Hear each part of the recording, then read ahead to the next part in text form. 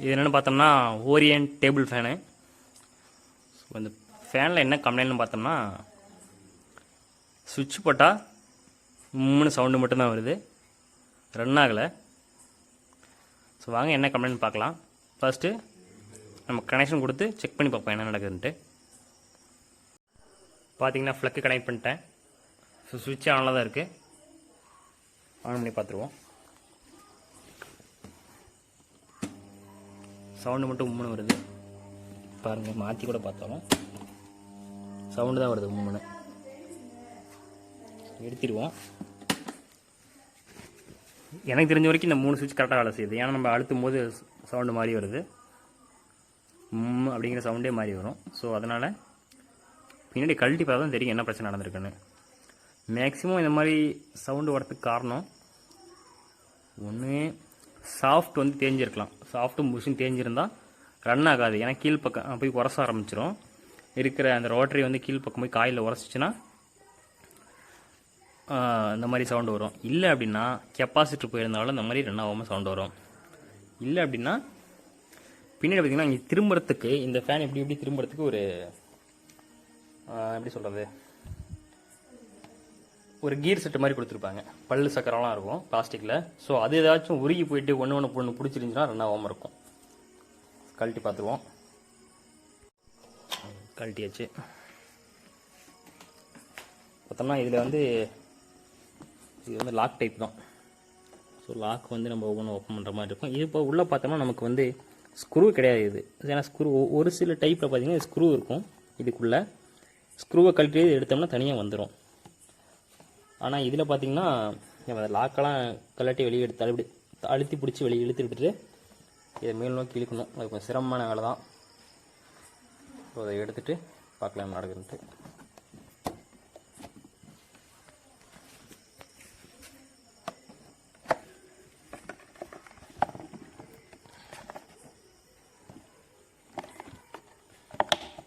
Okay, இதுதான் கொஞ்சம் சிரமம். இதை அழுத்தி இழுக்கணும்.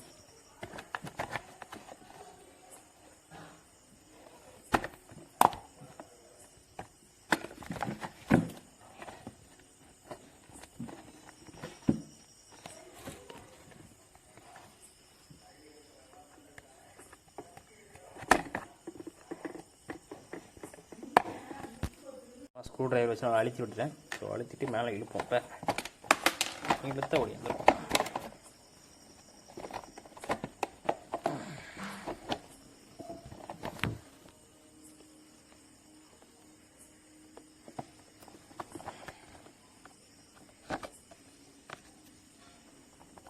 அவ்வளோதான், அழுத்தியாச்சு.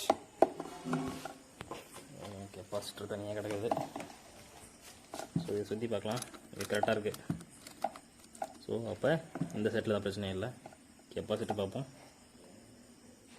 ஓகே, பாருங்கள் பிபி இருக்கா, 2.25 MFT. ஸோ இந்த பக்கம் பிபி இருக்குது, இந்த பக்கம் பிபி இருக்குது. நம்ம மாற்றணும். ஃபஸ்ட்டு மாற்றிட்டு செக் பண்ணி பார்க்கலாம். இது பார்த்திங்கன்னா சேம் அதே 2.25 UF கெப்பாசிட்டி வேணுந்தாச்சு. இது மாற்றிட்டு செக் பண்ணுவோம். ஓகே, இதில் பார்த்தோம்னா பழைய கெப்பாசிட்டி கழட்டுவோம். ஆல்ரெடி இதில் ஒரு டைம் கெப்பாசிட்டி தான் போயிருந்துச்சு. அதுக்கு முன்னாடி சாஃப்ட்டு ஒன்று கம்மியாக இருந்துச்சுன்னு புஷ்ஷும் சாஃப்ட்டாக கம்மியாக இருந்துச்சுன்னு சொல்லிட்டு செட்டாக ரோட்டரே மாற்றிருந்தேன்.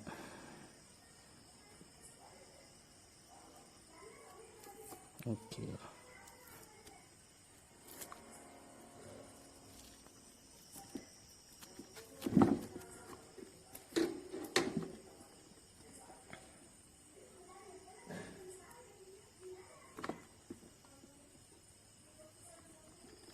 கெப்பாசிட்டி மாற்றும் போது பொறுத்த வரைக்கும் எந்த ஒயர் வேணாலும் எதில் வேணாலும் கொடுத்துக்கலாம்.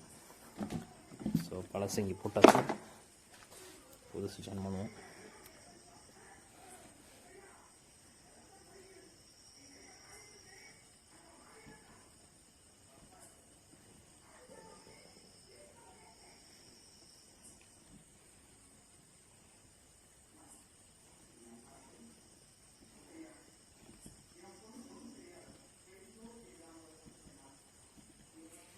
ஓகே, டேப் படிச்சுட்டு ஓட்டி பார்த்துக்கலாம்.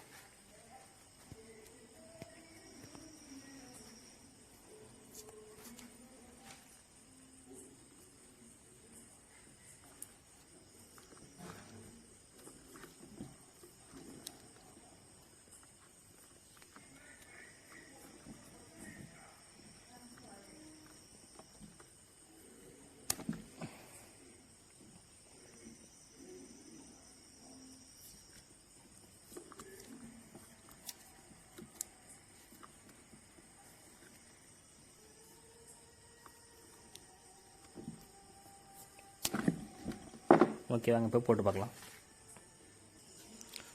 ஓகே, ப்ளக் கனெக்ட் பண்ணலாம். பண்ணியாச்சு.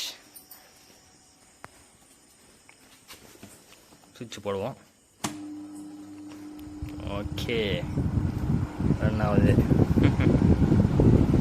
2 3